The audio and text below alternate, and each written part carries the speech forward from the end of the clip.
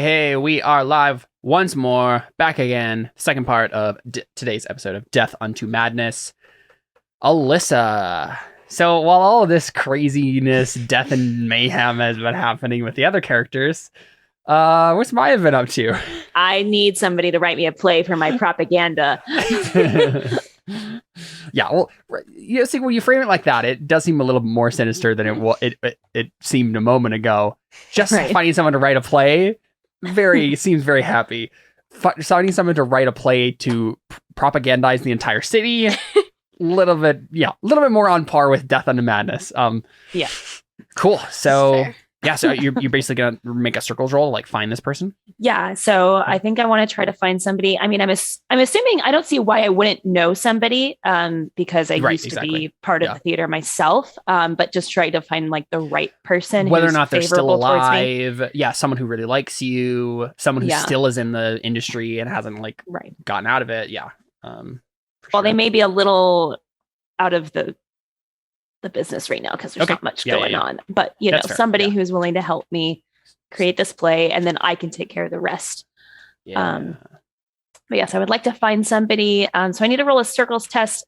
Now circles, it's been forever. Yeah. Can I use in my patron of the arts? Yes. So the reputation? way it works with that is you can get you can use one reputation and one affiliation that are relevant, and you get whatever the die amount for that is for either of them. Okay. So what is this affiliation that I have here? I have Hop Sif Society. Oh, yeah, the Hop Sif Society. Yes. So that's what the actors guild or whatever. Oh, that's what it's called. Okay. Because so Hop Sif is the god of arts and music, I believe. Okay. So I can use my affiliation in Hop Sip Society and Patron of the Arts. Yes, certainly. 100%. Okay. Where in the world is circles? There it is. All right. So this is what life paths you have. You have born noble bastard performer and city wife. So this would be this isn't someone who has the same life path as you, so this is just someone within the same setting. So that's a +2 ob.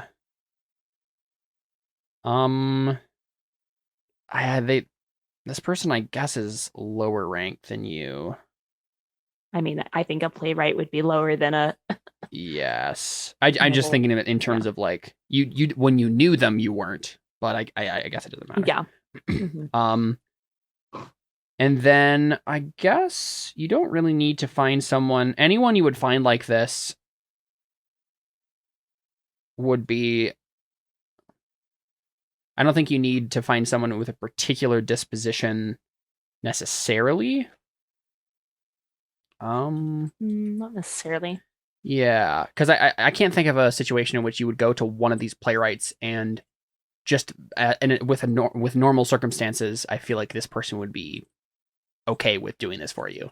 It would just be if you failed the role, I think that would. So it's not going to make the role harder, is what I'm saying. That you need a person like that. So that means I think the final roll is an op 4. Okay. So I'm rolling 5 dice.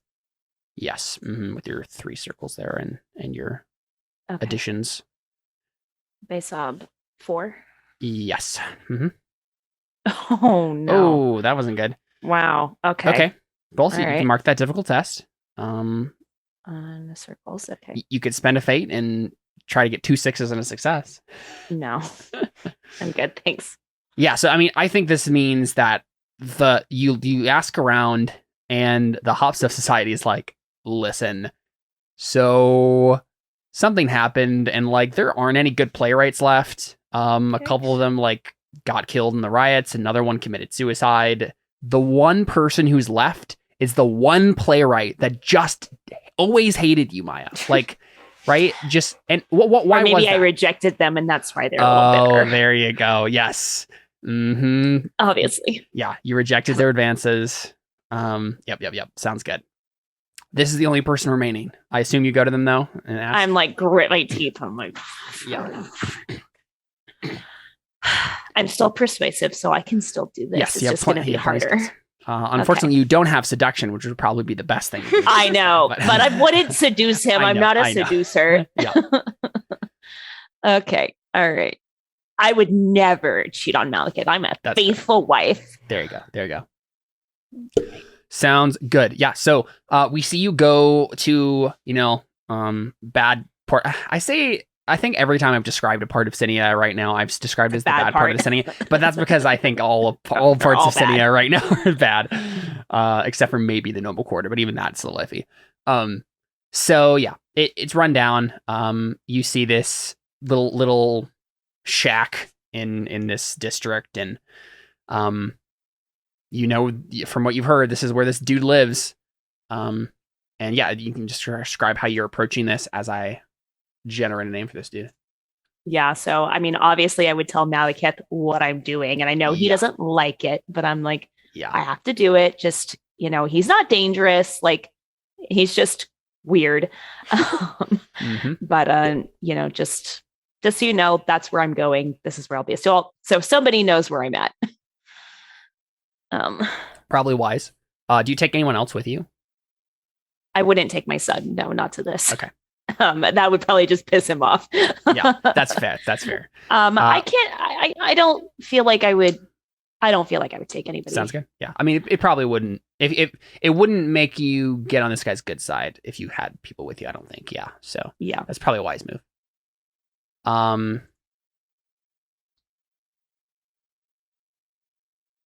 Yeah, this guy's name is Sosicles. Yeah. Sosicles. Listen, Sos. Here's the deal.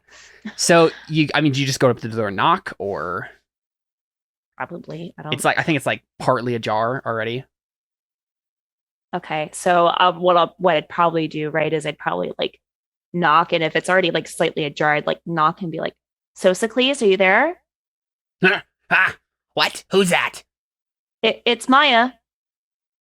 And then just like a big crash and like clattering of something, and then and you can hear that he's like grunting or like doing something you don't know. But we get a shot and we can see that he's putting on pants. And he's like, obviously trying to like, and he goes up to the door, and so it's been several years since you've seen this dude. And so he's gotten a bit of gray in his like scraggly beard. His hair is still this gross, like direct slick back all the way down, right? Just all, straight back, slicked with some sort of grease. And he comes to the door and opens it a bit, and then kind of leans against the door frame. Still looks very disheveled. His shirt is like not on right, and he's just like, "It's been a while." And yeah, so she's like kind of doing like proper thing, like with her hands kind of thing. She's like, "Yes, it has been a while, my friend. How are you?" Well, May I come in? Yeah, he was trying to find something good to say about his life, and he just can't. So yeah, and then you say that, and he said, "Yeah, yes, please." Yeah, and you can see just dishes piled up everywhere, and just like various like piece of food around, clothes strewn about, books and scripts and things. And she's just thinking like, "This is why I did not marry this guy." Exactly. Yeah. Yep. And he says, yes, you can sit down. And he like goes over to like the one chair in the whole place and like swipes off a bunch of like pieces of parchment, and then just right here, please. Yeah. So she's just like, does like the proper sit thing where like she's trying to be very formal. Yeah. Yeah. And he's noticing this, and he's just like, I never did hear what happened to you after you left the circuit. I see you've done rather well for yourself.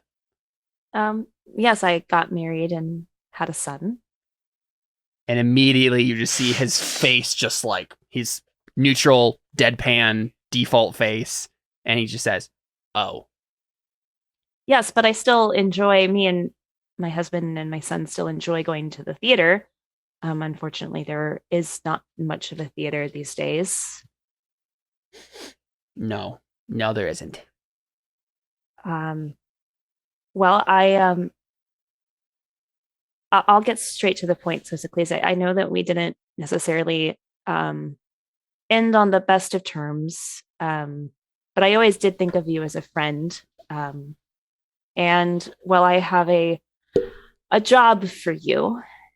I know that those are kind of hard to come by for somebody with your skill set, and I do believe that you are talented.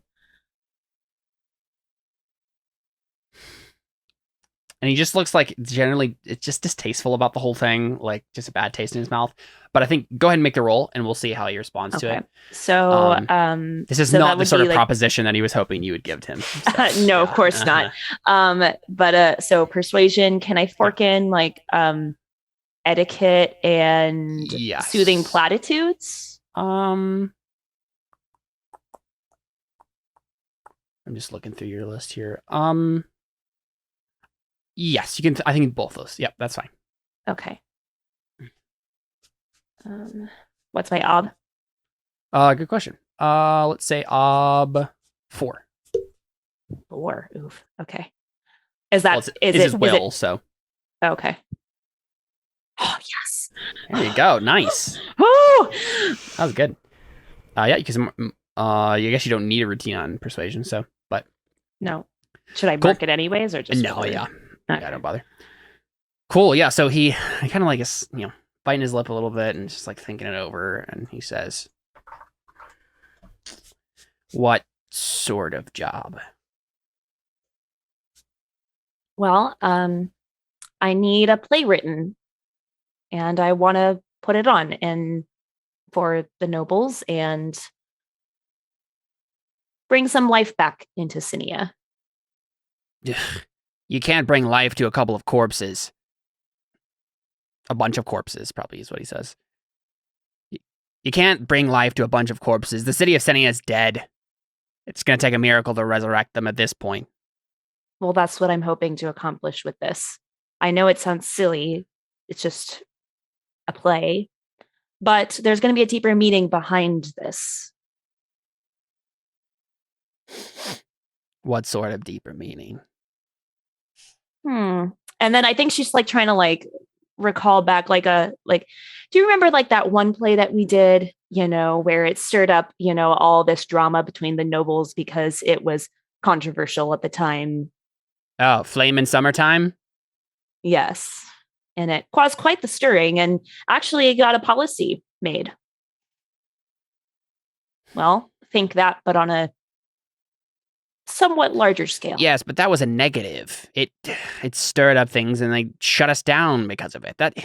Listen, it's easy to make a play that's going to rile up the nobles by ticking them off, but to make one that's going to give them hope, resurrect their spirits, ridiculous. And he turns away at that point. But you succeeded on the roll. So I think right. Maya, I think the thing you think about is he said it's going to take a miracle, and you agreed, and I think you realize that's actually the tack to take. Just say it's going to take a miracle, which is why I came to you. Right? Mm-hmm. Right. You're the only person who could do this. Right. Exactly. Try to flatter him a little bit. Yeah. And that's part of the soothing platitudes, right? Right. Yeah. And a little drama flair. Mm-hmm. Right? This is why I came to you. You were the only person I knew I could trust with this. The only person I could, because you're the only player I actually know at this point. No, I know, but You're the only person I could come to.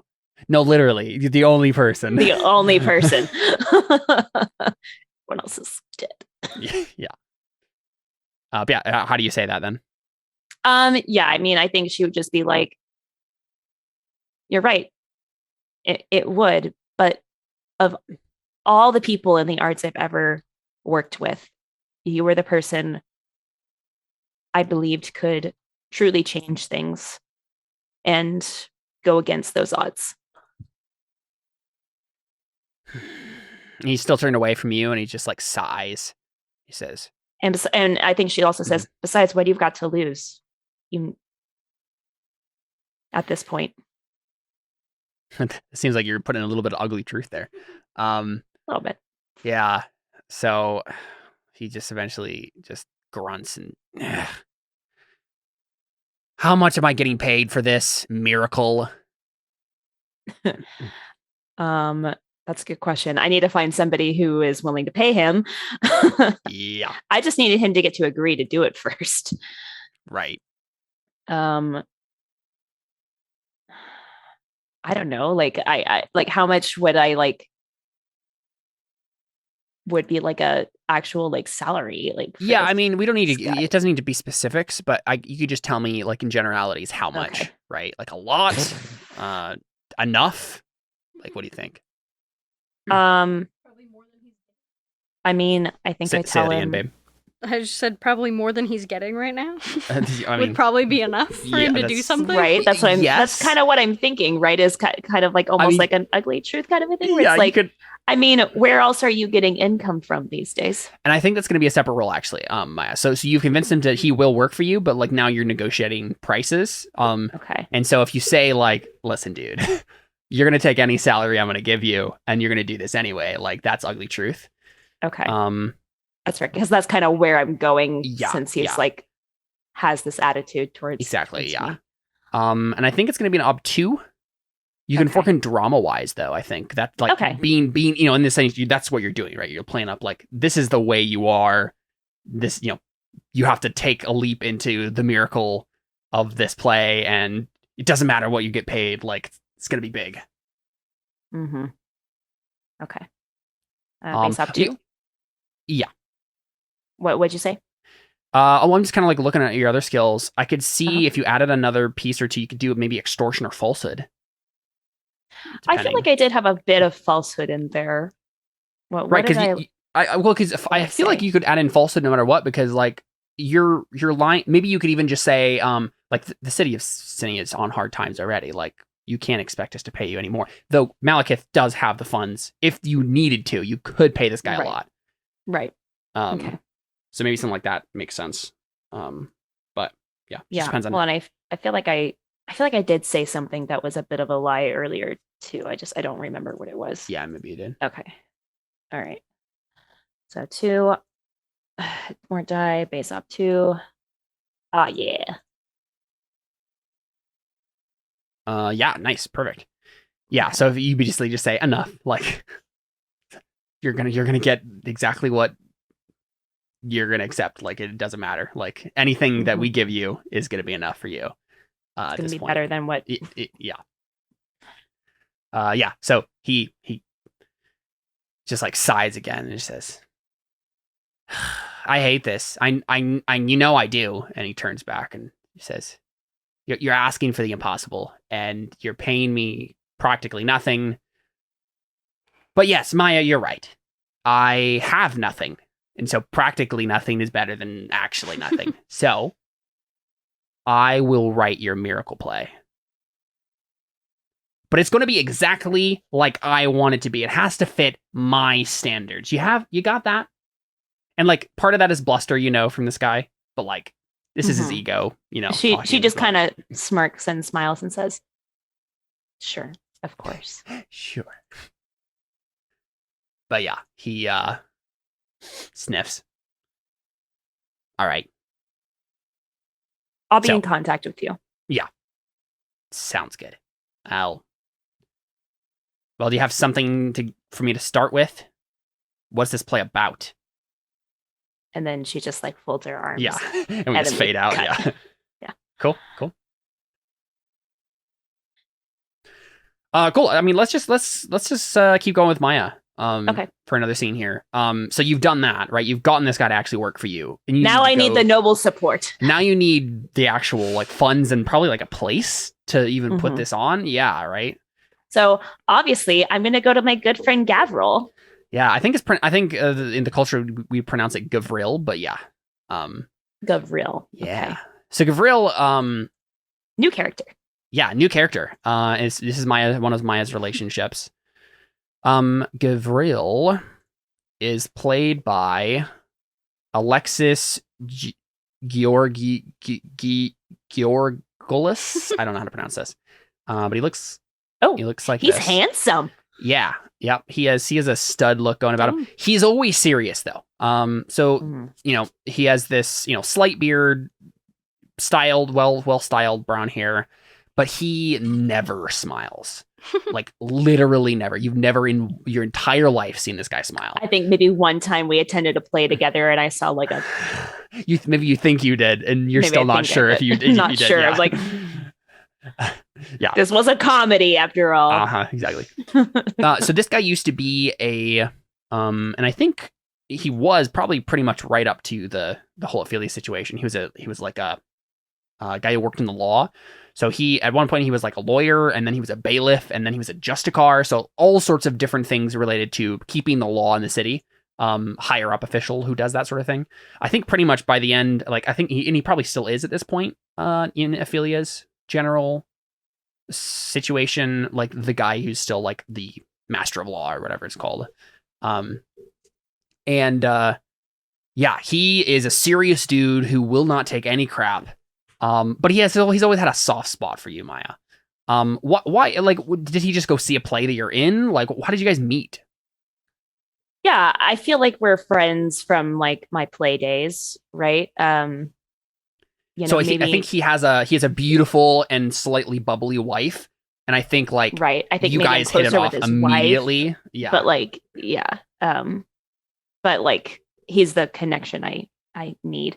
And didn't we establish that his wife joined the cult so that way they could get pregnant? Yes. So the one thing we know about Gavriel is he literally, once he realized what was happening with Ophelia, he literally had his wife like just join the cult. And I think you know this about him, Maya. The way that Gavriel's mind works is like he is efficiency, and he will do whatever it takes to do the thing he wants to do. And so he saw this and he's like, though I guess oh right, because their children died. That's what it was. So I think he probably didn't marry. Maybe they had, okay, I think this is the story with them. They had trouble having children for a long time. They had just had a kid, and maybe he was like 2 years old, and then he died with the plague that happened, like the miracle gone wrong thing that happened at the end of last season. And so he's a noble, right? So he like has an estate that he needs to pass on to an heir. And so as soon as this happened and he realizes what was going on, he had his wife sign up for the cult, and then he has literally been there every single day and had sex with her. And he is basically, the way that I think whatever temple ritual, the way that works, he has been there so often and just often enough that no one else can actually like have sex with her, right? He's timed it. He's the way all the rituals work so that he is literally the only one who ever has access to her, because he's like, we need a kid, but I will not let anyone else put their hands on my wife. Right. And so this has been like the intense situation that he set up for himself. And he's hoping basically soon his wife will have a kid, and then he can just like. Oh, I was going to establish that she's pregnant, but yeah. Yeah, that makes sense. I think so. But he still goes and has sex with her because then like no one else will. Yeah. Right. Yeah. Every day. Gotta go have sex with my wife. Exactly. Yeah. And maybe it's not even that they do like actual sexual intercourse every time. Right. Like. Right. But like whatever he sets up, he's like, I have set up an appointment with my wife at this time. We're in there for 3 hours. No one else can have her. He just sets it up so that no one else can have access to her, however it works. This poor woman. No, like I think the thing with his wife is like, she seems ditzy, but she is the furthest thing from. She uses her perceived ditziness to do horrible manipulation and schemes behind the scenes. Like, she is excellent. Yeah, right. And so she was this was the plan they hatched together, right? Like, she's like, I'm not gonna let these gross men touch me when I have a kid. Like, yes, come every day and we'll sit and chat for 3 hours, right? And pretend like we're having sex or whatever it is. You can do work while right. So he just goes in there and just does has papers and signs stuff, and they talk about their day or whatever. However, the ritual like is set up, like he's booked it so that maybe every temple prostitute can only like have an appointment like once a day or whatever, however it works. I don't know. Whatever it is, he's cheated the system and he's made it like that. But yeah, so I assume you go to this guy's estate and meet him.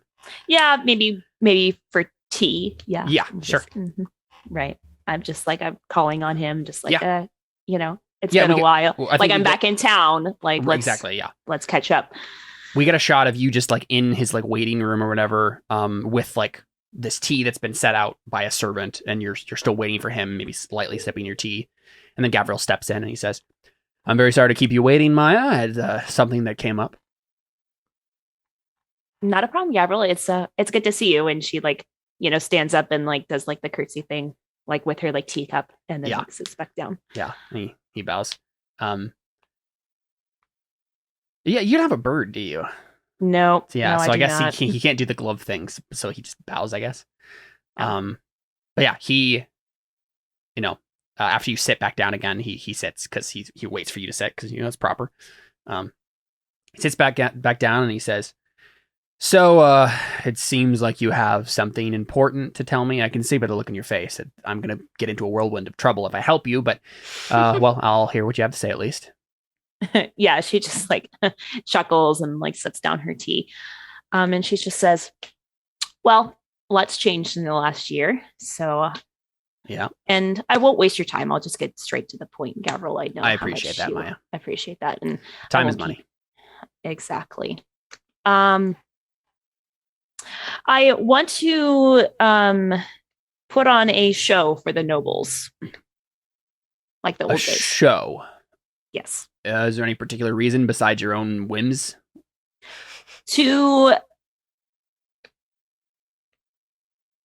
How would she word this? She would say, I'm just debating if she would actually just like tell him or not, because I think he would appreciate like the efficiency. Yeah. You know what I mean? Like, I feel like that would help her. I mean, I feel if you're going to just flat out tell anyone, it would be him. Right. That's what I feel like. Like, he's like my closest connection. Probably. So she's just like, I think she like looks over and make sure that there's like no servants, like, by the door or anything like that. And she just says, she like leans forward and she just says, "Listen, I know that you're probably wondering why I've been gone for the last year. I don't know, maybe you don't care that much." I was professionally curious, I must admit, but there were things happening in the city that I had to attend to that were a little bit more important. Yes, I hear your wife is pregnant. Congratulations. Thank you. We're excited. Says with a completely straight face, no smile whatsoever. Yeah, and she's like, "Sorry for the circumstances revolving around it, but I'm glad that it has worked out." It has indeed. We make it work out. We do whatever it takes to make it work out. And that's the way it's always been. And I would expect nothing less. And that's what I do too. And, that's why I think we get along well. Sure. I just can't take your straight face, Caleb. Anyways, she just says, "You know that I'm a bastard child." Yes, that is the technical definition of what you are. Yes. I wouldn't say it to your face. It's not polite, but yes, that's what you are. It's okay. I don't mind. I don't let people's remarks bother me. Well, let's just say last year when I lost my mother, I found out whose bastard child I was finally after so long. And you're going to tell me who? Yes, but your discretion is key. Let's see. How do you respond to that? I think you would say something like,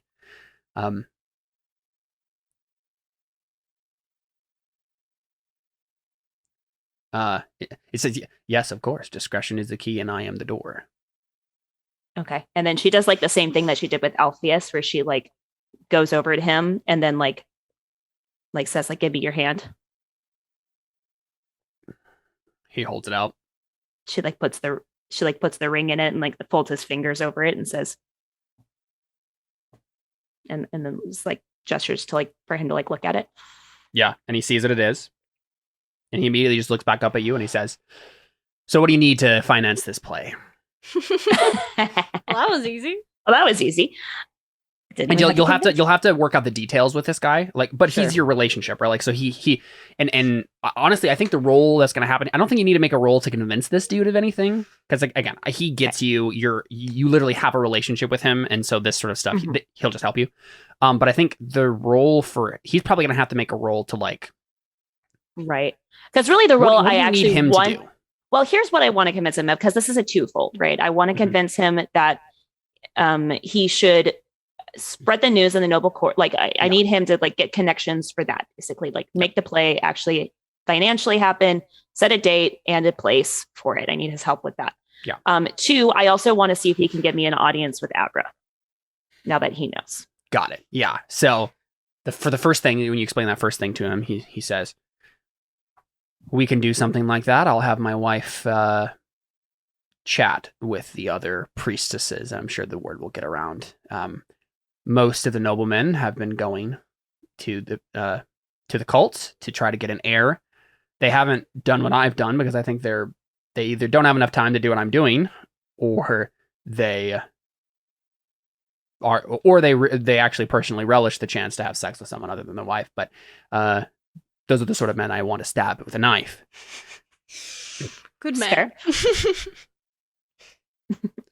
But anyway, word will get around. I can imagine if I tell her. Okay. No problem there. As for the play's venue, I think with something like this, and I can imagine where you're going with this, though I of course don't know the details yet, and I assume you will fill me in. With something like this, we're going to need the royal palace itself. And I will begin work on that right away to make sure that I they imagine they probably have some sort of space there they could use. Well, they have a theater for their falconry place, right? They don't have a theater there. It's like a country club. Or like a okay. Yeah, but even that, I think like that he wants to go even bigger than that and literally have it at the palace. So I think he's like, we're gonna like basically he explains to you, I think I'm gonna try to get it set up like in the ballroom itself or whatever equivalent of a ballroom this palace has, and we're just gonna build a stage right there and like have everybody in there, and big vaulted chamber. But he's like, this has to be big. And the thing with this guy is like he immediately is just like, all right, I know exactly the kind of thing you're going for, so I know what I need to do, and he'll worry about the details that you're gonna give him later, right? He's just like, I don't need to know that right now. You can tell me whenever. I'm already on this. But then he says, and it looks like you have another thought though. Yes, well, and then this is kind of where she maybe gets a little nervous. She's like, I never had siblings before, and well,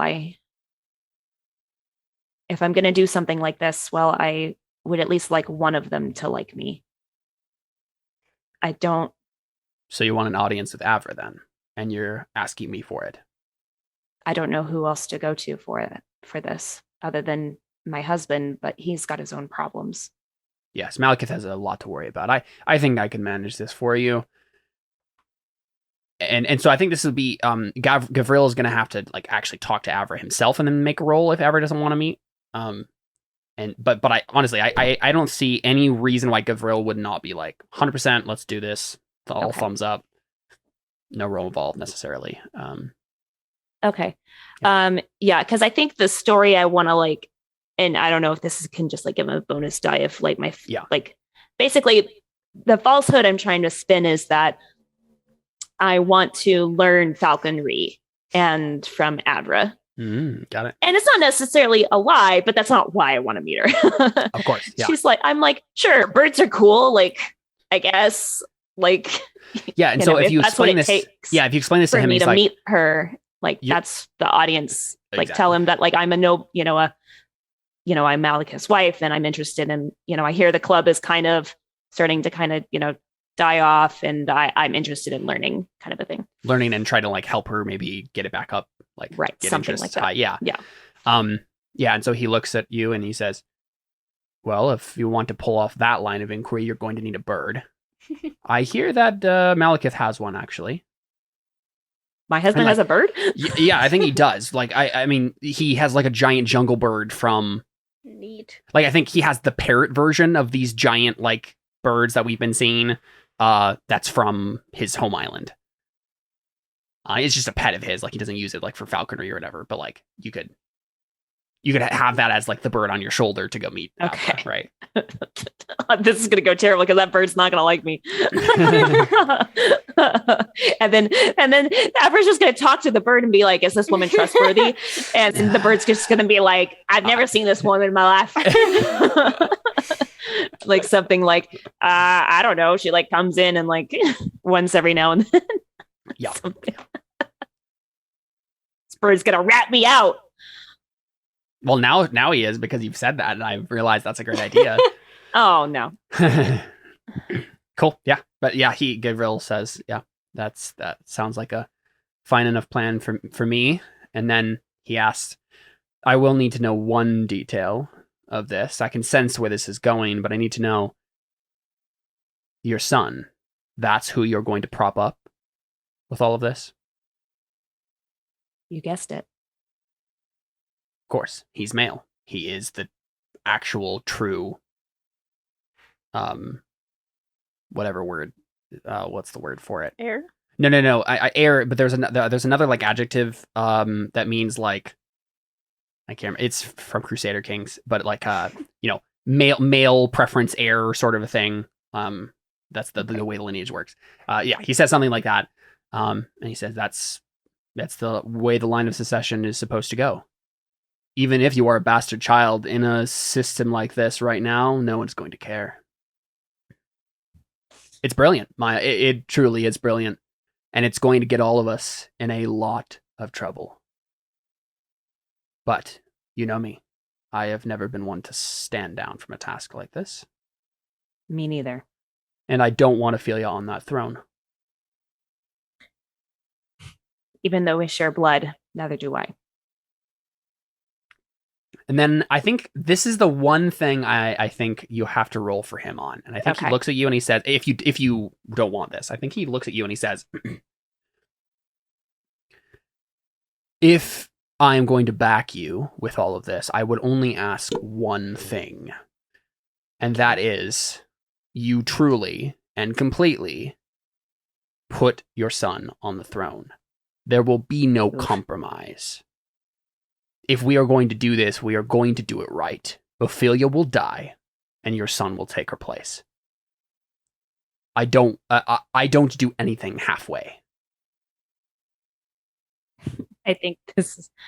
So you can make a roll to convince them that's not necessary, right? Yeah, I think she just says something like, listen, Gavriel, my son is only 12. He's too young for this. There's no way that he's going to be able to take the throne. And sure, he might have... Young kings will have regents. It's the figure of the thing that matters, Maya. Sure, but the only way that this is... He could be completely mentally incapable, and he would still be required to be on that throne for any of this to work. I don't think that's true. I think that Avra and... I mean, I've met... what's his name? I'm like blanking on the name right now. Alpheus? No, her fiance. Caledon. Oh, Caledon, yeah. I'm like, Avra and Caledon cannot have children. He would be their... My proposition is that he would be their rightful heir after Avra dies. Avra will not be a good queen. I'm not saying... I don't know her. And Caledon doesn't want to be king.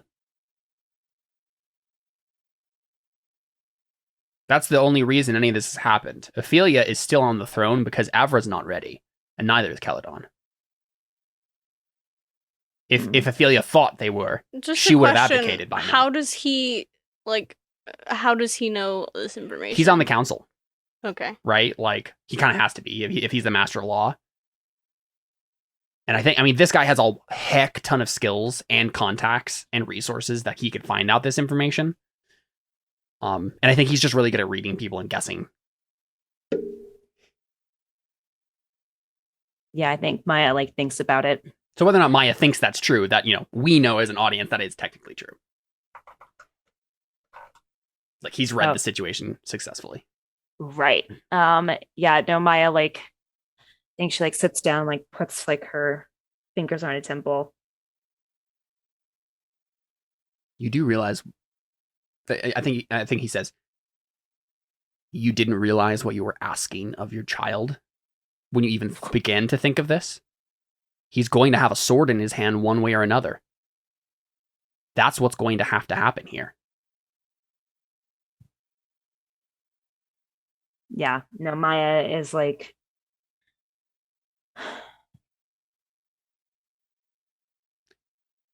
You don't play games like this without risks and sacrifices.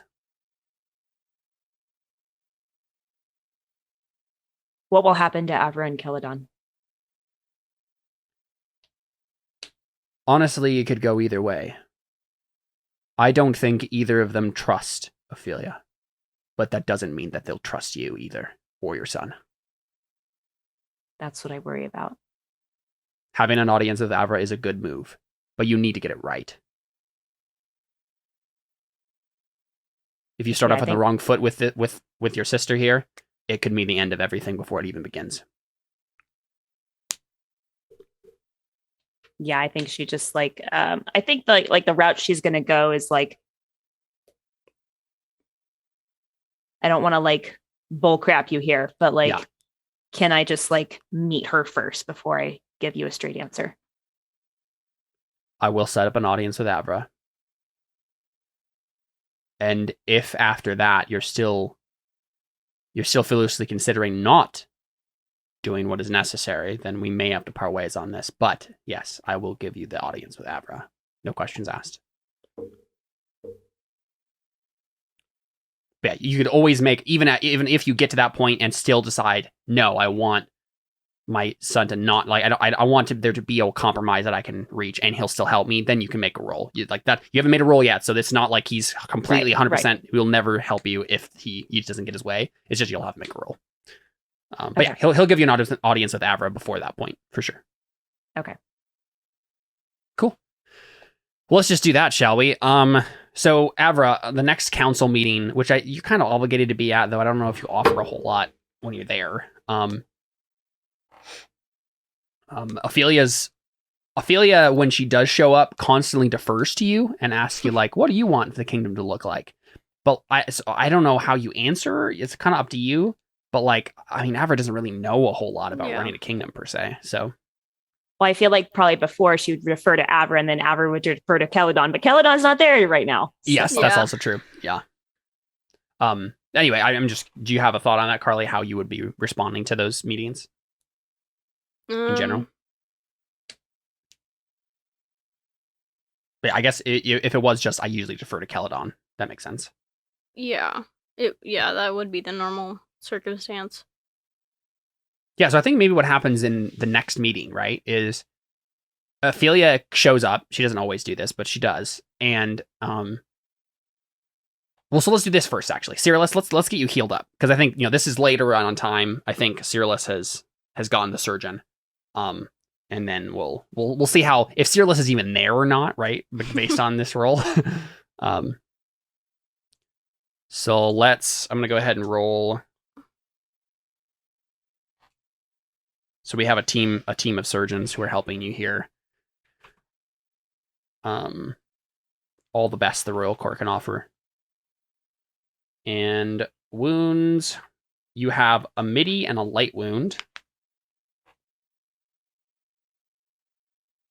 So they'll try for the light wound first, which is an ob 2, which they succeed heartily at. So your light wound is treated. Go ahead and make a health test for me. Let me double check how this works. Recovery.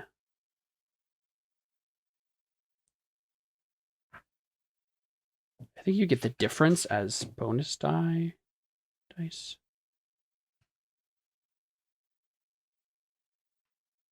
Where does it say that? Yeah, extra success on the treatment test count as advantage dice for the injured character's health test. So you get 3 bonus dice to this health test. So go ahead and make a health test, Cyrillus, and your ob is 2.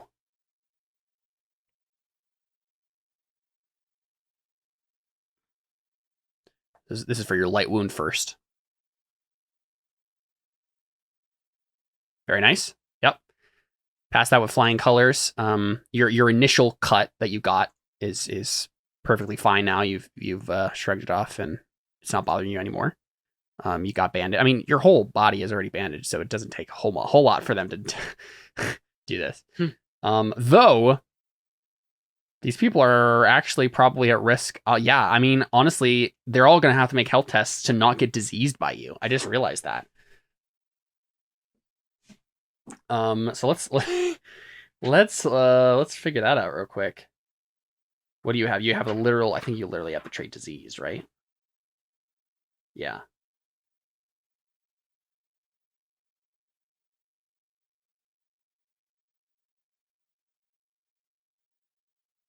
Any physical contact with him necessitates a health test. Obstacle is equal to 10 minus the diseased health. What is your health? 4. Okay. Dang. All right. So I'm just gonna make one roll for them. And we'll see if you infect the surgeons with your disease.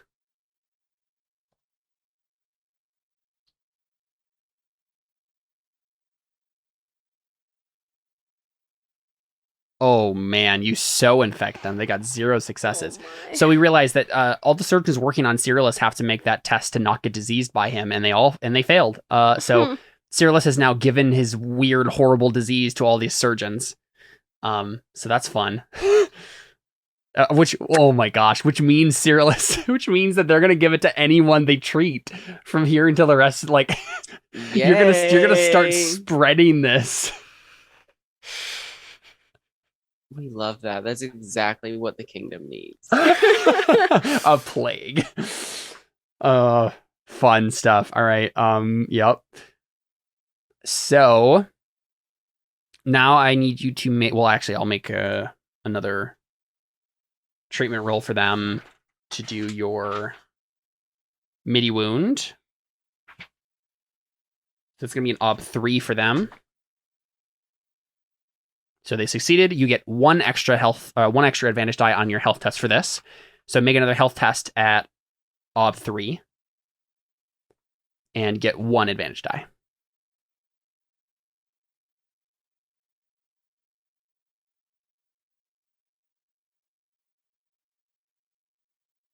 There you go. Cool.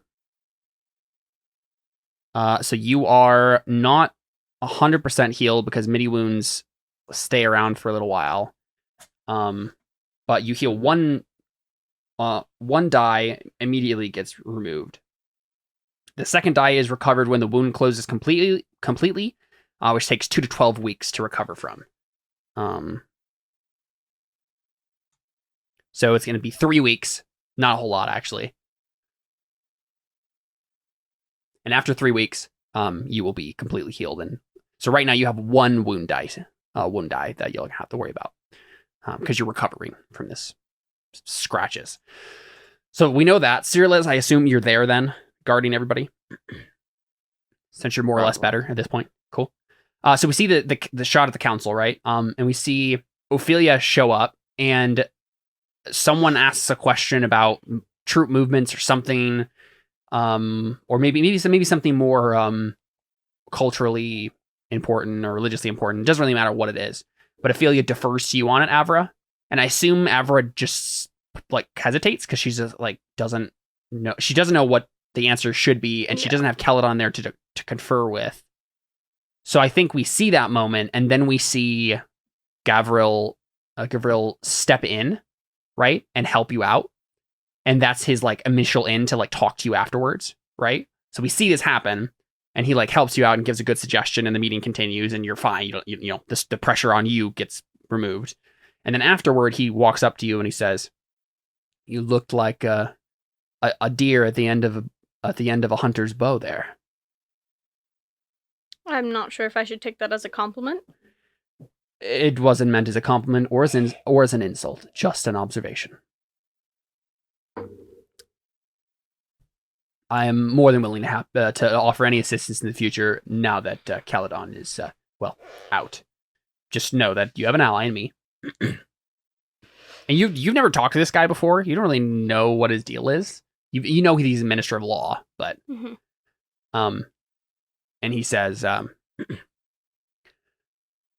must admit the main reason that I came to speak with you is I have a noble lady who is the wife of Malekith, who is, I suppose, is a noble in some capacity, but bought their way into it rather than born to it. It's a very long way of saying Malekith's wife. Yeah, but the reason he's saying that is because, like, he's about to say, like, and she wants to learn birding, but the reason she hasn't learned it already is because she's not actually a noble lady, except she kind of is now.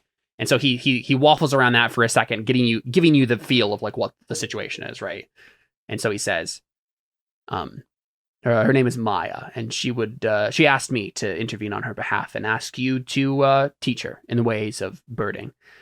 I hear that you are the best at it, and she did as well. Could I set up an audience? And you could have to make a roll here if you want. Yeah, I think so. Because I think Avra's initial thought is like, I don't have time for this. Yeah. Like, yeah. There are more important things than teaching some lady how to do falconry. Like, obviously that's a noble thing to learn, and she knows that because she loves it so much, but she's like, number one, I'm not a teacher, and number two, like, I have more important things to be figuring out right now. Yeah, and I think the last thing he says is like, I guarantee you that she is a lady you're going to want to get to know. And then he's going to roll persuasion. Right, so the thing here is like, this is the lady you want in your contacts already. So that's like his like, this is going to benefit you. And then he'll roll etiquette, or he'll fork an etiquette.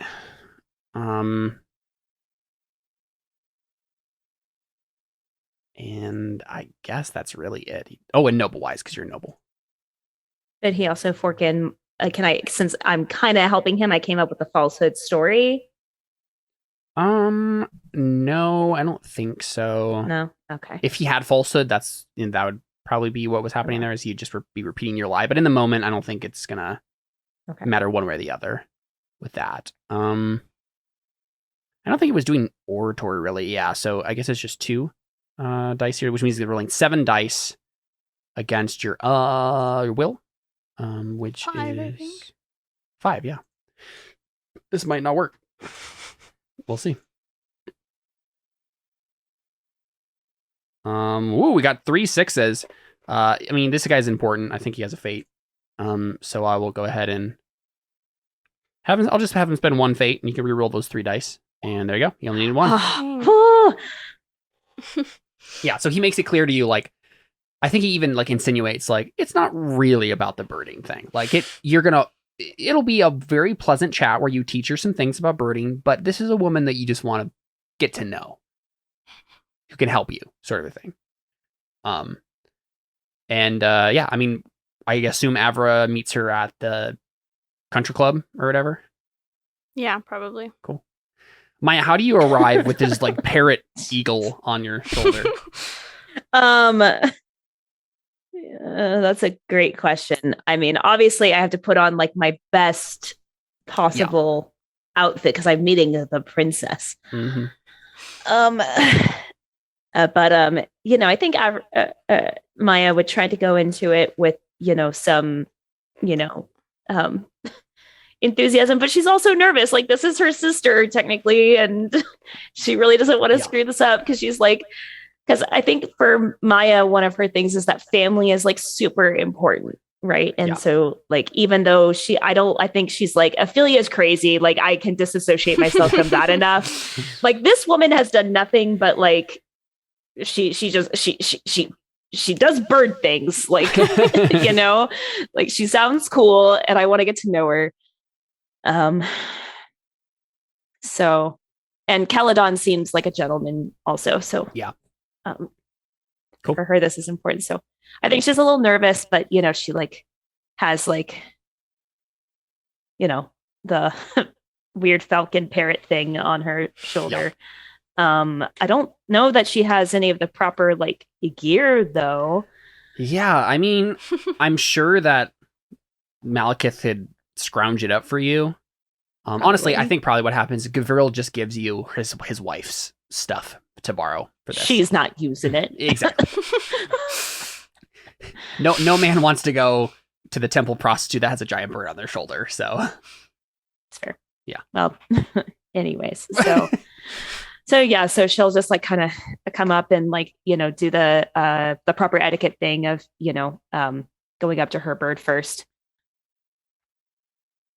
I don't know if the women have to like do the bird glove thing, Probably not. I'm curious what especially if they have their own bird. Right. I'm curious what the etiquette thing would be. Maybe it's more like the birds have to meet. The birds have to approve of each other. I guess. Yeah. I'm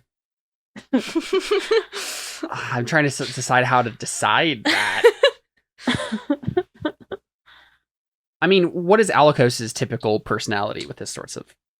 Is he always suspicious of all other birds, or? To some degree, but not like too much. Yeah, I mean, we'll just say it's like a cautious hello that they exchange. And like the bird knows the situation, so he knows that like this isn't an experienced falconer or anything. And I mean, Alikos can tell like, oh, this isn't a bird that's ever been falconed before, like at all. So like, I think the situation we have is Alikos like hesitantly like saying like hi in bird language, and the parrot is just squawking away like, wow, isn't it pretty in here? This is really cool. Right? Like, wow, I've never been outside the house before, except for a couple messages. Exactly. You know? just chatting away like completely dignified, right? This is right. A parrot. That makes sense. Yeah. Right. And then, I mean, obviously Avra could hear this also. So I wonder like what her demeanor is like when she's like hearing this bird just be like, wow, wow, wow. I feel like she's at first caught off guard, and then she just kind of chuckles. Why do you only have 2 colors? I have a lot of colors. And so Maya just, she just like greets you and says, Princess Averitz, thank you for meeting with me. I appreciate it. And however, there's something about Maya that just seems familiar for some reason. And like, I don't know, I feel like Maya, like in this moment, like I think she's like trying to keep herself together too. She's like, oh my gosh, she really does look like me. Holy crap. Yeah, I think Avra just, so from the conversation with Gavriel, I kind of figured out that like this isn't really about her learning falconry, right? Yeah, I mean, it's not that she doesn't want to learn it. It's just that he emphasizes to you, like, the reason you want to go teach her is because she's important and you should get to know her anyway. Yeah.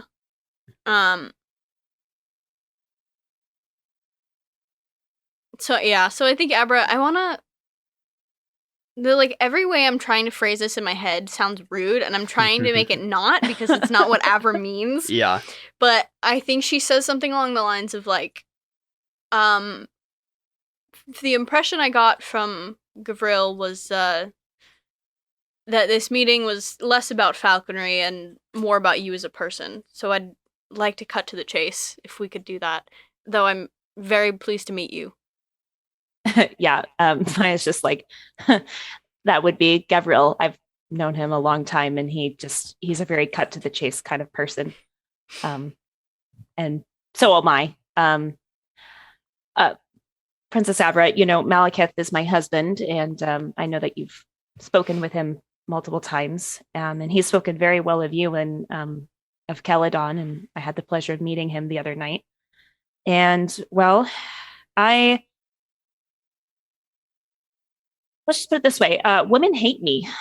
And what? I guess I'm just like, I mean, I think she's just like, I don't know.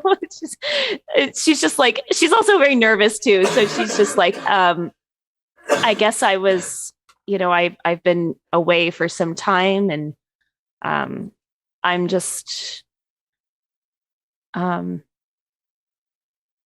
looking for, a friend, I suppose. And I figured this would be probably the only way I could gain an audience with you. That's a falsehood test. Let's go. Yeah, I was going to say. And it's true that I do want to get to know her. Yeah. I thought she was going to say, the truth is, I'm your sister. Right, that's what I was expecting too. So when she said, women hate me, I was just like, oh, well, okay. I mean, she's not going to be like, hey, by the way, not right away. Like, I want to get her to like me first and then kind of ease into that conversation. Sounds good. Be like, now that we're best friends. Now that we're best friends, there's a reason for that. We have a bloodly bond. Isn't it crazy how much we have in common? Guess what else we have in common? A father. So you can. So this is falsehood. You can fork in drama wise for sure, because you're like being like, I have no friends. Women hate me. I need a friend. I think you can take a fork for family wise, because she is your family and you're rolling against her, right? Okay. Probably soothing platitudes. I feel like you're trying to flatter her in a sense. Like, I want to be your friend. Like, you're cool. Mm-hmm. Okay. I think that's probably it though. That's it. Okay. All right. Well, against her will, which is a 5. 5, yeah. Ooh, okay. He's Dragonborn Jesus. Nice. Oh, I love this character. Yeah. And she got 3 6s too. Holy crap. That's intense. So yeah, go ahead and mark a difficult test on falsehood there. Yeah, so Avery, you believe it. She seems very sincere about this. Wow. Okay. She's just a poor lady who's just entered the nobility through basically buying her way into it and like marrying the right guy, and she just needs a friend to like show her the ropes. Yeah. I just don't know how, like, I don't think that's gonna help Avra actually get to know her, because she's gonna be nice, obviously, but she's still gonna be like, I don't really have a lot of time to spend with this woman. So Well, so I mean that's Maya got her foot in the door, right? You've at least bought her sob story for now. What else does Maya say then? After Avra's just like, well, I guess, does Avra respond to that at all, or? that's what I'm trying to figure out, like what she would say. I guess just a basic like, well, I'm happy to show you the basics of falconry. Sure. I know you're a busy woman, and I mean, I'm not my husband, Malekith, and I can't really help with, I'm not a political woman, but if there is something you need, I'm happy to see what connections I have. I was a common woman at one point, and I do have some connections. Yeah, I think after she says, like, I'm not a political woman, Avra just kind of goes, neither am I. I never wanted to be. I think Maya's like, well, what do you mean? You're the king's daughter. What do you mean you're not political? I don't have the first idea of what's right for this kingdom, other than I know good people should be in charge of it. And you don't think you're that good person? I think I'm a decent person, but I don't have the skills necessary to run the kingdom. Not on my own, anyway. Yeah, and I think Maya's like tinkering with that, and her brain is like, crap, this woman doesn't even believe in herself. Like, yep. It's because she believes in Celadon entirely. Mm-hmm. I know, but she's just like, that kind of like gets her mind ticking of like, shoot, and like, she knows that she can do things. Yeah. She just knows that she can't do it all by herself. And she would not be a good, like, sole figurehead for the kingdom. Sure. Yeah.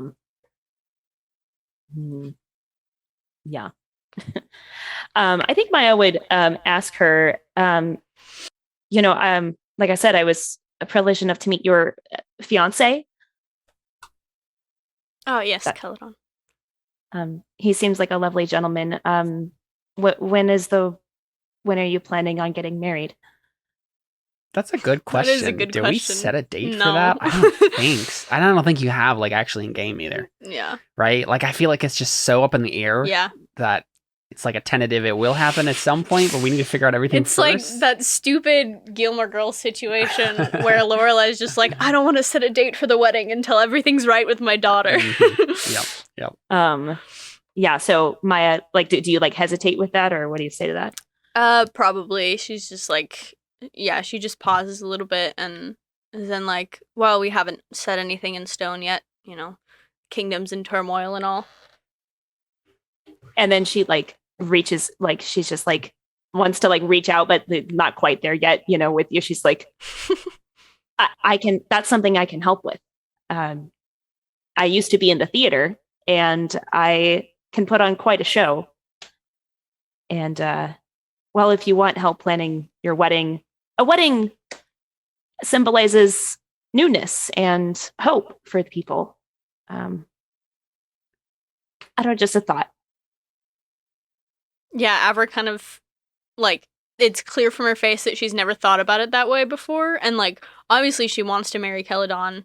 Honestly, probably, like, it took a long time for her to actually convince Celadon, like, to marry her. And so it's probably mostly from Celadon's side that's, like, why they haven't set a date yet. Yeah.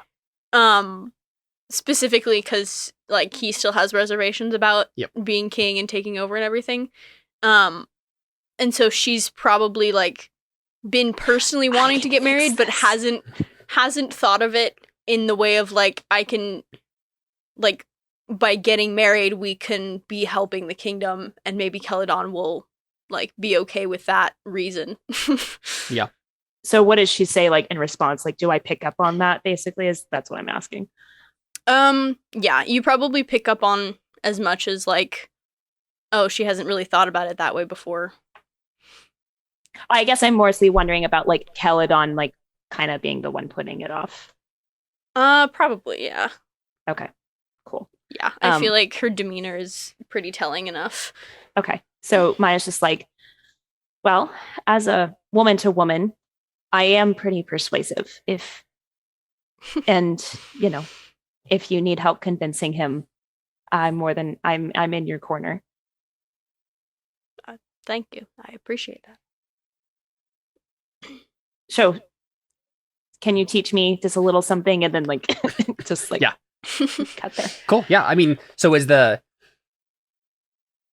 like next step for you two going to be like trying to plan a wedding or what? Like, well, I think one of, like, Avra's next beliefs is going to be, like, I believe, like, I can convince Celadon to marry me, kind of a thing, via this method.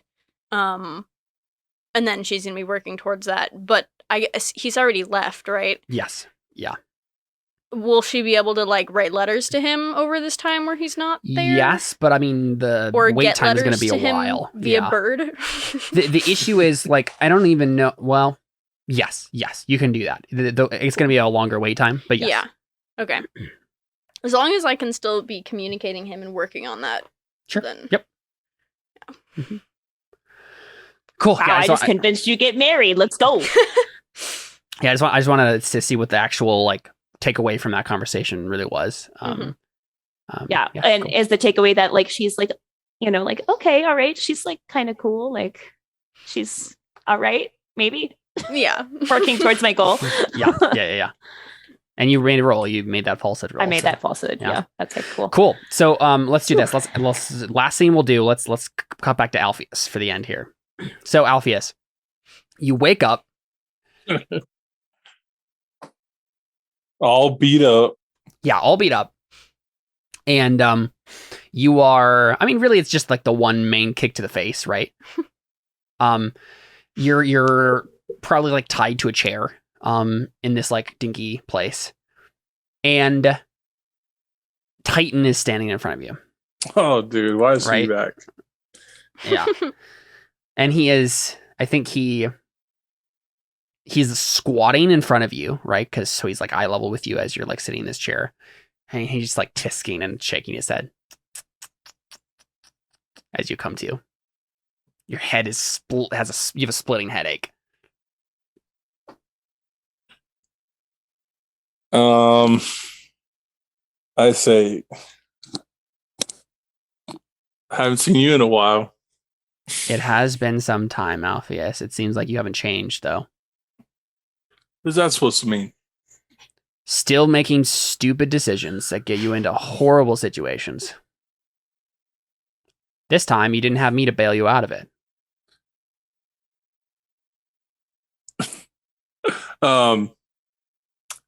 I wouldn't call it stupid. It was rather foolhardy, following an unknown informant into a rat-infested veterans hospital. The veterans hospital. Hey, man, usually it works. Since when have you ever done that sort of thing before?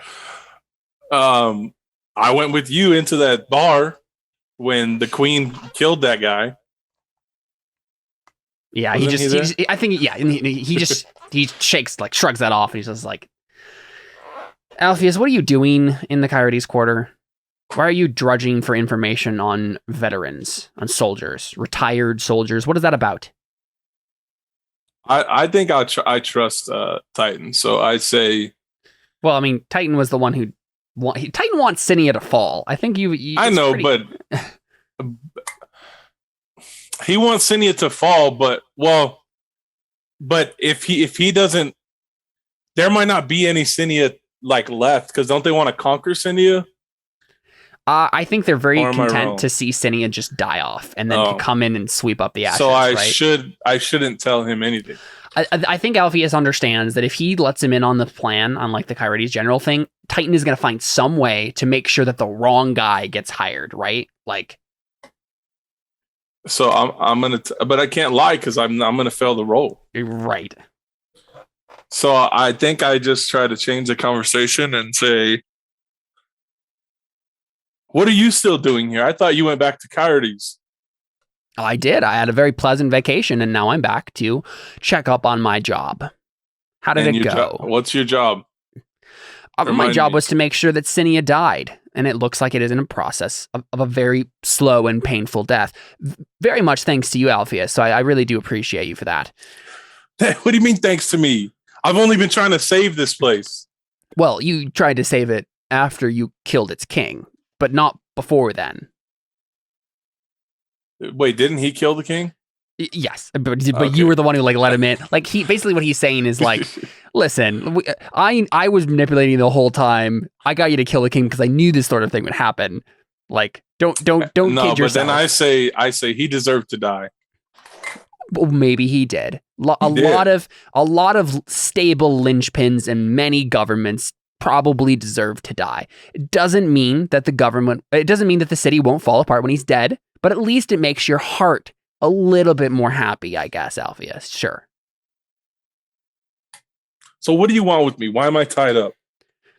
I have already asked you a few very important questions, and you've refused to answer them. So I'll ask them again. Why are you asking about retired soldiers? Coyotes soldiers specifically. I'm not telling you anything, dude. You don't care about me. If you cared about me, untie me.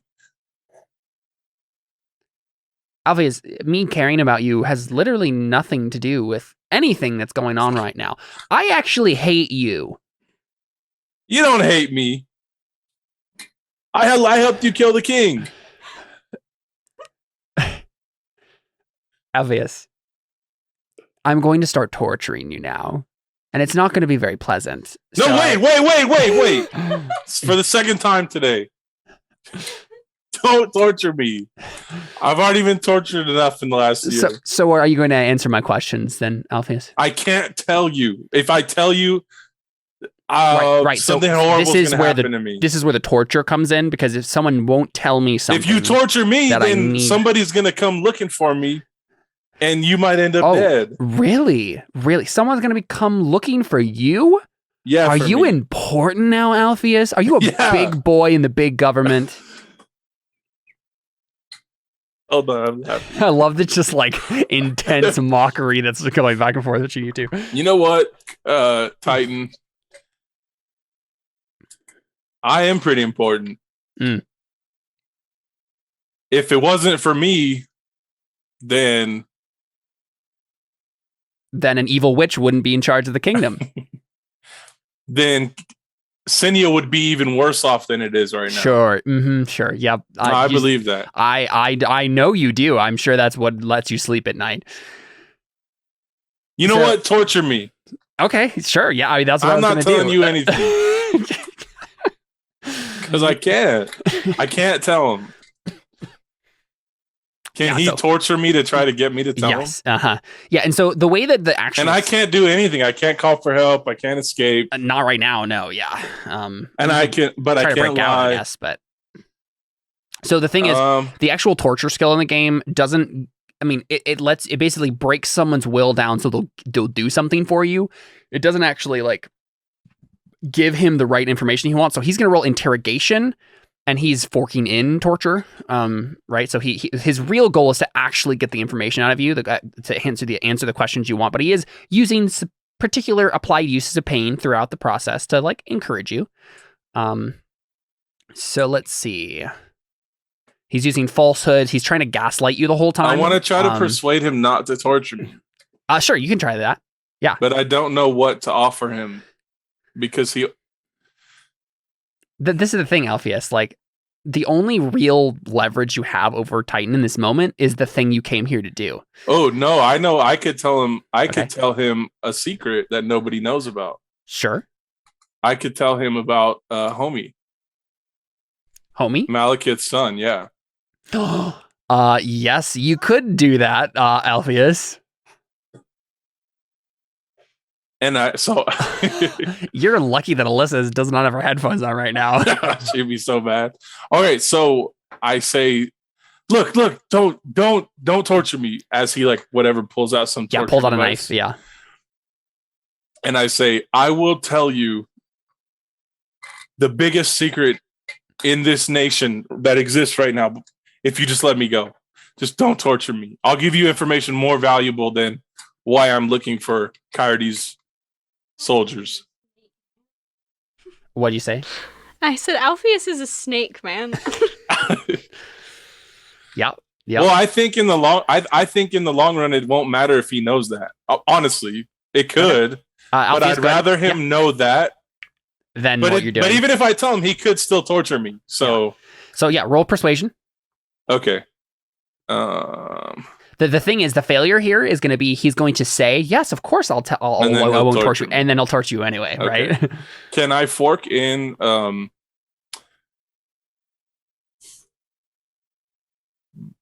what's mending? What is mending? Mending repairing is stuff? Like actually working with your hands and repairing stuff. Okay. Yeah, building stuff. I don't think I can fork in anything. Yikes, yeah, I don't think you can. Can I fork in my Sinia government? No. That's what's kind of like letting you make the roll, right? Like the reason he might be convinced by this is that he knows that you are actually important. Yeah. All right, I'm just gonna roll. All right. Let's see. His will I only have one fate. His will is 5. You got to get all successes on this. I'm not gonna get this. Or I guess you had a 6. Or yeah, you did get all the successes. All right. I mean, you could try to spend that fate and hope for a miracle. Okay, yeah. So you can mark that difficult persuasion test. I don't have any more space. Oh, you already marked all of them? Yeah. Yeah. So a 5. What is C? C is challenging. That's not 5. Is that only 6? That's 6 or higher. Yeah. It's basically challenging is stuff that's actually impossible. Oh. Yeah. That you would need to use Arthur to succeed at. Yeah, so you don't need any more difficult. You need challenging now. Yeah. So I mean, Titan, like he puts down his knife and he's like, "All right, Alpheus, because we're friends, fine." So I have to tell him now. I'll make you a deal. I mean, yeah, right. That's the failure here is that you believe him, and then he's gonna screw you over anyway. Yikes. Right. So he says, "If you tell me the biggest secret in Sinia, I'll let you go." For old time's sake. Alyssa has her headset on now. Oh crap, are you gonna reveal my secret? I literally go away for like 2 minutes to talk to my husband about something important, and you're about to reveal, you're about to blow this up? I'm trying not to get tortured. I don't care! It failed. Don't you dare! I already failed the roll. I have to. Go tell him that you're after a general. What are you doing? Don't you dare! I can't lie though, Maya will literally make sure that your ass gets killed. Yeah, she's gonna murder you. Caleb probably. won't let me. Well, so this is the issue. I have to tell him. I set up the stakes beforehand, and I said if he fails the roll, because he told Titan, if I tell you the biggest secret, will you not torture me? And the failure I said was if you fail, he will say that he won't torture you. You'll tell him the secret, and he'll still torture you. So Alpheus, right now in this moment, thinks that this has worked. But it's Why not would he gonna think work. that would work? Well, it would if I would pass Because the he's roll. Alpheus. I am 100% convinced that Alpheus would think this would work. Yeah. If I passed the roll, I would have. It would have, yeah. You're literally gonna blow. Oh my gosh. No, but he may not be able to do anything about it. I'm sorry. Okay. There's another I heir can't to believe it. Wow. Do I have to tell him who it is, or can I just say Yes. there's another heir to the throne? Yes, you have. It would be more or less useless. I mean, if you know that there's an heir to the throne, you know who it is. So he would like be like, and It's not the queen. It's not. yeah, It's not I who you figured think as it is. much. I figured as much. Alpheus, stop crapping. Stop. Stop crapping. I would kind of don't remember the word I was thinking of there. I can't believe this right now. Like you don't understand. Like Maya is she's going. Oh yeah, it's gonna be bad. Okay. This I woman can't is stop laughing. ruthless. She's been nothing but polite so far in this campaign to adjust This her is the goal. thing. But I am honestly, I don't know how Maya would ever figure out that Alpheus was responsible for this, right? because only two other No one people ever know. That's fair. That's fair. So far, well, And yeah, she nothing's gonna be trusts through. Gavriel. Yeah, that's He's fair. not going to say anything.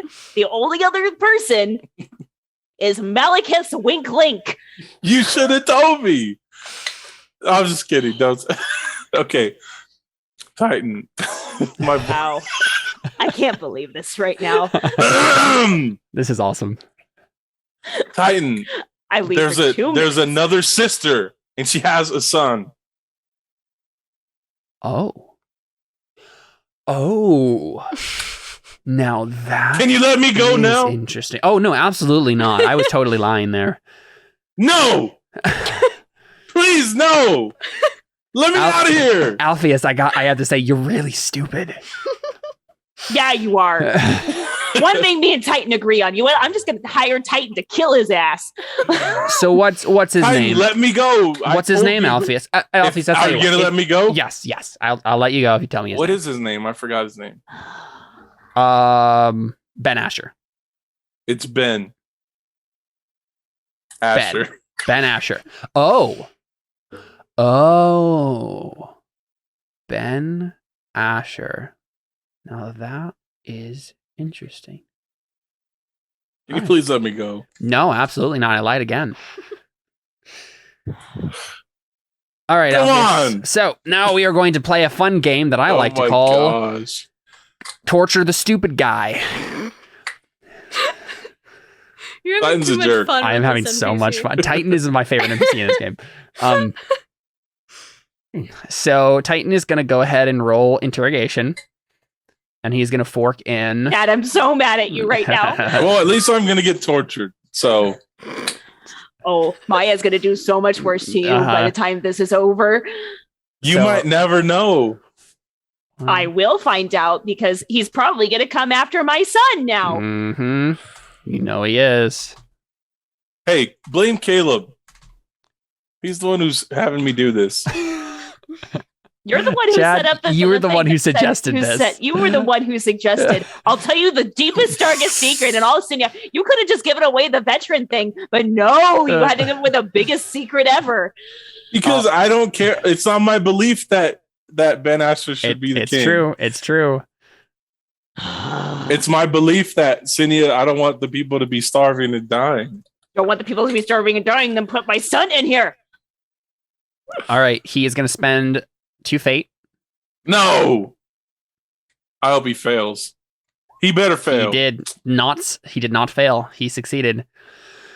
So he got a 5 and then interrogation there, and so he basically continues to gaslight you and blackmail you and basically just manipulate the heck out of you. And the thing is, like, Alpheus at the end of the day isn't actually like, he has this very strong will, right? He's very strong-willed. He's very hard to get him to break about stuff like this, but eventually you do. Eventually you've taken enough pain and you're just so sick of all of this that you just tell him. So what do you say? I say, I don't even know what I would sound like at this point, but I say, we just needed to know some military strategies. And so you were looking for a general. So you were going, I see. It all makes sense now. You're going to find a soldier here who has contacts in Kyrides, and then you're going to go hire one of those retired old men in the hills who has outlived their usefulness, at least for Kyrides. I see it all now. It's very, very plain. Thank you, Alpheus. I appreciate this. And you are going to be that contact? Yeah. And you're still going to be, Alpheus. You're still going to be. But this time, and he like leans up close and like puts an arm over your shoulders, like, and leans in really close, and he like face to face with you, and he says, "You're going to do exactly what you were going to do in the first place. I'm going to give you a contact. We're going to go to Kyrides together, Alpheus, and we're going to hire you a general. But this general will not be working for you. He'll be working for me." Can I do anything about that? I mean, I think basically what's going to happen, he's going to like be right behind you the whole step of the way, lead you to this, get you on a ship, and like go to Kyrides. You can attempt to escape probably next session. Like we can start with that sort of thing. But like as of right now, the only thing you can do is just slump in defeat, right? Because you're like, dang it. Can I ask him to not? Can I say, please don't hurt the kid? Can I say that? Yeah, I mean, yeah. And I think he smiles at you, and he says, "I would never." He's lying. Yes. Now I know he's lying. Now Alpheus knows he's lying. Yep. After getting tortured and lied to 80 times in 20 minutes. Exactly, yeah. So, so Alpheus, you've lost this round, and he's gonna try to like basically make you do the same mission, but he's gonna get his guy in charge. But we know we'll take that step at a time, and we'll see if Alpheus can try to find a way out of this. But for now, yeah, you're stuck with Titan, and he's gonna drag you by the ear to Kyrides and hire someone else. So I think Alpheus would feel bad, and eventually I'm gonna try to warn Malekith that his kid's in danger. Sounds good. So you will find out that I did that. And I'll say, but at least I warned you. Sounds great. So I tell 2 people my secret. All right, hey, that is that's our why session. it's better to just tell everybody everything. I was getting to it, but I was going to do it in a classy way. Yeah. Well, so much for that. All right, Alpheus, let's go through your beliefs and instincts here. The only belief you have on the docket here is, therefore I will dredge up helpful information in the Kyrides quarter. You really tried, you gave it your best shot, and it was just not enough. So you can take a fate for that one. Do you want to? I feel that's really the only thing you did this session, so it's not like you would have gotten fate for anything else. But over the course of now until we do it next, just be thinking about what Alpheus wants, belief wise. Like he probably is going to have a belief about escaping Titan or something like that, right? But yeah, if you want to be thinking about that for next time, so one fate for that belief. I'm going to give you a fate point for your instinct. Always try to talk my way out of trouble.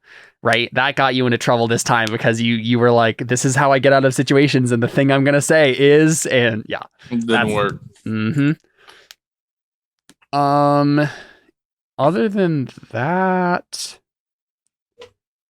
yeah, I don't think any. I'll give you a fate point for impulsive. I mean, that was Alpheus's downfall for everything he did in this session. Was just he doesn't care. He's just gonna go into it. So 3 fate points, I think, for you, Alpheus. At least I can have some fate points for next time. Exactly. Yep. Seerless. You're muted. Just trying to look at your stuff here. You didn't work on enchanting. Honestly, I'll let you write in that first belief there, Seerless, to dealing with Hector, because that was something I just threw on you instead of giving, you didn't have a chance to write a belief about it, but I'm fine with, you can take a persona for that because you did all the things to make sure Hector was taken care of. Next time, I mean, honestly, the third belief that you might want to put in here is find out what the heck was, why that happened, right? Why did Hector come back from the dead and has strange claws? Look into that. Maybe is maybe a thing that Seerless could do. If you're into that. let's see. I'll give you a fate point for unlucky, because this is Cyrillus' lot in life. I'm going to give you a fate point for diseased, right? The fact that you just infected all of the doctors in the royal court is a major issue. Yeah, I am honestly going to ask Maria about that and be like, okay, so if you find out that Cyrillus infected all the doctors, would you just have them all killed so the disease doesn't spread? And I feel like she would say yes. So we're gonna see. We're gonna find out what she thinks about that. Cool. Maya. I will do whatever it takes to elevate my son to a place of power. I'll make my position known in the kingdom known to the public. You're working on it, right? Working on it. Yeah. Yeah. You can get a fate for that. My time with my sisters was stolen from me. I will meet Avra and gain her favor. I think I'm. I don't think you're on favor yet, but you're working on it. Right, yeah. I'm working on it. Yeah, you've taken the first step towards so fate there. Yeah. Okay. The art of the theater must be maintained and not forgotten. I will find help creating a play. And you did it. So Persona. Yeah. Yay. Okay. And I don't think any of your traits came into play this time at all for fate points or anything like that. So you got that. Okay, cool. Yeah, so it should just be, 2 fate and 1 persona? Yeah. Cool. Yeah, I mean, Maya was pretty successful this time, so. It's all going to blow up in my face soon. And Avra. I believe my father was ill by someone else's doing. I will get answers with Celadon and Ophelia's aid. I made that circles roll. You made the circles roll. I wasn't using Ophelia or Celadon, so I need to change the... That's true, yeah. I will get answers with the help of someone else. Well, honestly, I will get answers is fine. Yeah. Because if you're making a roll to find people who can help you, it's still the same thing. Yeah. But I never actually got to talk to Cyrillus. Yes, but you had to, because of the situation, you had to make the running roll and the falconry roll, right? All of that was still the same thing, right? So you got to fate that for that. Cool. Also, quick question. Yep. I don't remember who was all there, but was Celadon there when Maya revealed who she was? Was he in that meeting? He was. Yeah. No. Okay. Not when I revealed who I was. Sorry. Yes, you're right. He was there when they were talking about strategy stuff, and then they kicked him out to talk to Alpheus. Yeah. Okay. Celadon would have told you that. Yeah, that's why I was like... Yeah. Yeah, if that was a thing, Celadon would have told Avra by now, but that makes more sense. Okay. Yep. Do you have any ideas for beliefs then, Avra, to fill in now? Well, one will be, I believe marrying Celadon will give the city hope. Yeah. I will try to convince him of this. I will convince him of this. Cool. Sounds good. I mean, do you also want to have a belief about Maya now? Find out more about her or something? Or convince her to help you with something else specific? Do you have any sort of belief that you would have centered on her? I don't think yet. Okay. I don't think she thinks anything. I don't think she thinks enough. Yeah. About right now, Maya's a piece to help Alva with her personal goal, not someone to have a belief about. Yeah. Yeah. Okay. Yeah. Do you have any other ideas for something Avra's interested in exploring? Let's be filling stuff here. If not, it's fine. We can come back to it. Yeah. So you get a fate point for working on the answers thing. I don't really think any of the other traits came into play. They came into play, but they didn't complicate the story, make trouble or anything like that. So I think just 1 fate for you this time, Avra. But you'll have more stuff going on next time for sure. Mm-hmm. Awesome. Yeah. So let's wrap up with the other extra bits and then get out of here. So let's see what other stuff can you earn for Artha. Mm-hmm.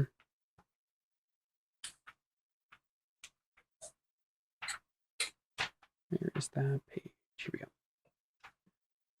Humor. A fate point is earned if a player can stop the table dead with humor while in character.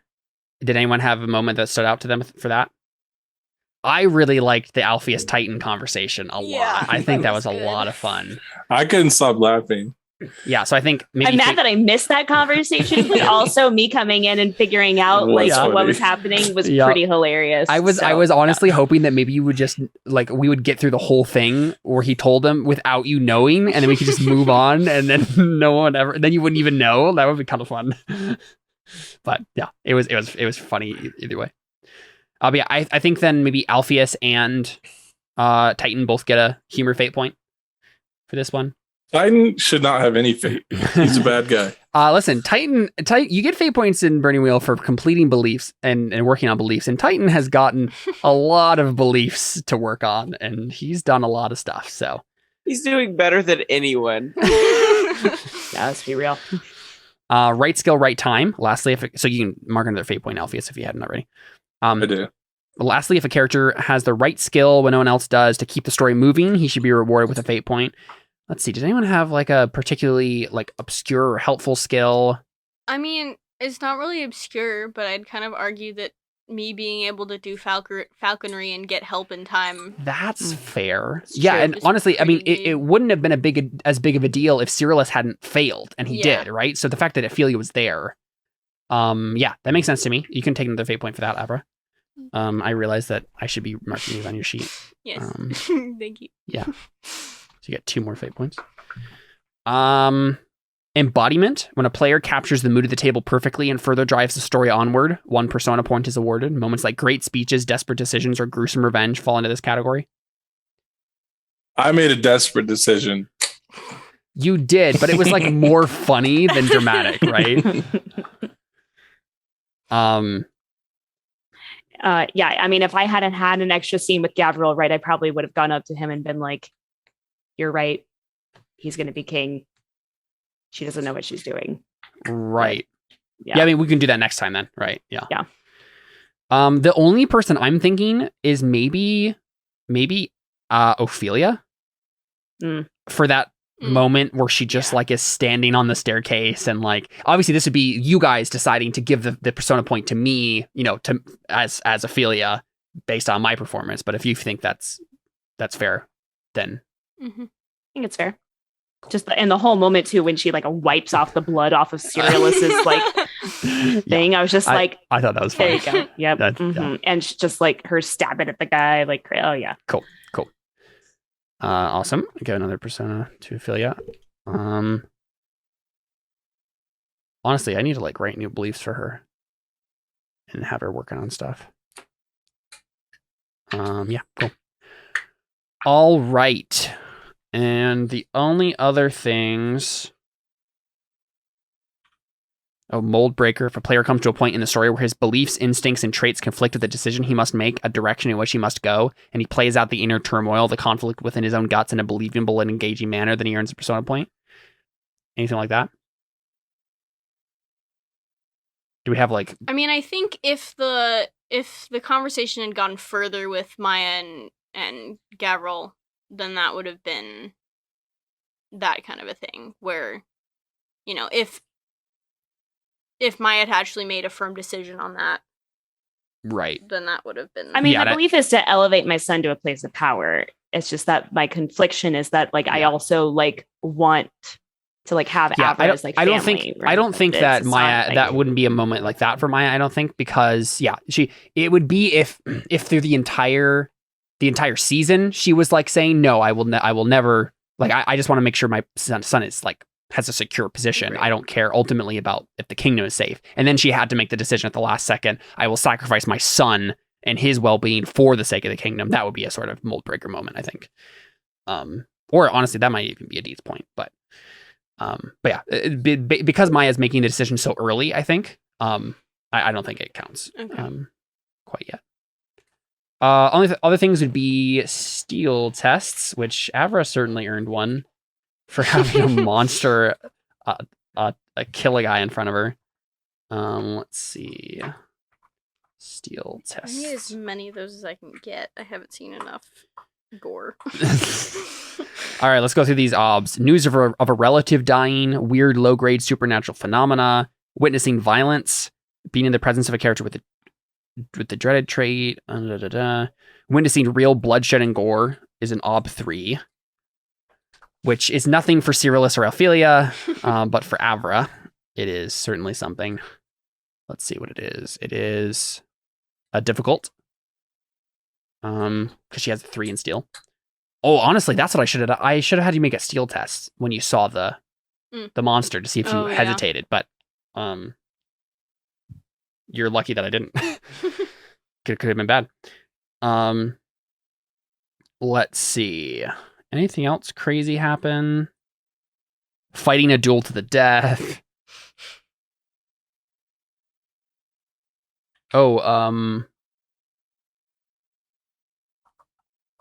Encountering the living dead is an obstacle 8. So, Avra got a challenging, and Cyrillus got a challenging. Right? Because you only have 6, I think, still, right? Yeah. Cyrillus got a challenging, and Ophelia got a challenging, because they all encountered that thing. Celadon's gonna come back, and Avra's gonna be like, I've seen some things. I've seen some things. You don't understand. Yeah, I've been sitting on that for a little while. That undead Hector returning. There's something going on there that I'm curious if Cyrillus will uncover. So, I think getting a midi wound is. I think it. Let's see. What is a difficult test for you, Cyrillus? You have 6 against a 4. It's a routine. Okay, so it needs to be a 5 or a 6. Yeah, so you getting wounded isn't enough to give you a steel test there. That was more par for the course for Cyrillus.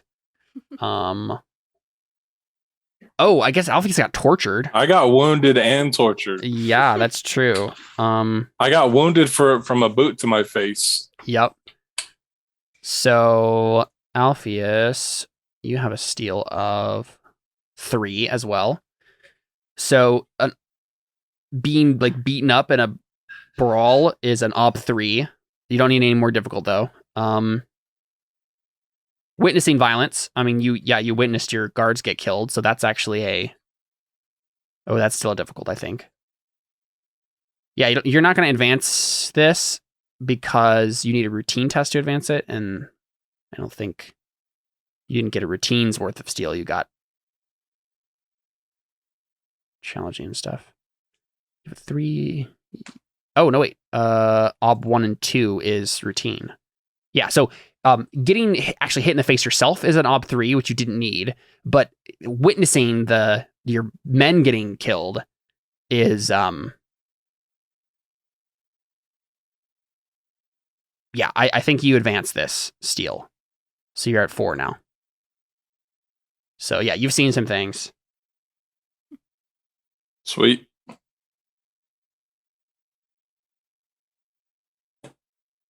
Yeah, I think that's probably it though. Because I mean, and the torture is just kind of part of that same thing. It would have been the same sort of test. Cool. I think that's it. Except for corruption. That's the last thing. Corruption, our favorite attribute. All right. Cyrillus and Ophelia have corruption. Did you lie or commit a willful falsehood today, Cyrillus? You did not. You didn't cast a spell today. I guess Ophelia did. She did her faith stuff.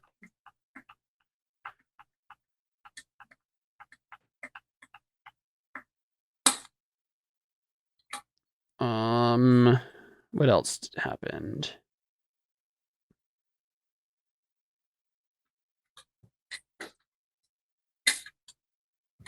I guess killing an undead doesn't really...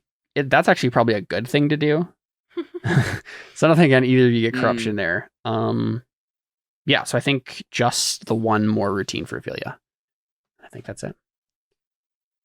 Cool. Yeah, I need to fill in Maria on what's been happening and ask her some questions about what she's been doing and stuff. There's some fun stuff happening at Death and Madness this season, guys. I'm about it. I definitely did not expect Alpheus to be kidnapped by Titan and forced to go hire someone else. I definitely didn't expect Alpheus to reveal to Titan that who the heir is. Yikes. He doesn't know who it is. He just knows his Ben name. Asher. Yeah. But does he know who that is? Yes. He's going to be able, or at least he's going to be able to figure it out in like a hot minute. So. How many kids are there named Ben Asher? Yeah. I mean, how many kids? Oh, I tried to say how many kids? Yeah, exactly. How many kids at all are in Sinia right now? Oh, true. Narrows it down quite a bit. Just hide them. Yeah. So next time we'll find out the ramifications of all this madness and possibly some death. We'll be back next time. Thanks for playing, guys, and thanks for watching. We're out. Adios.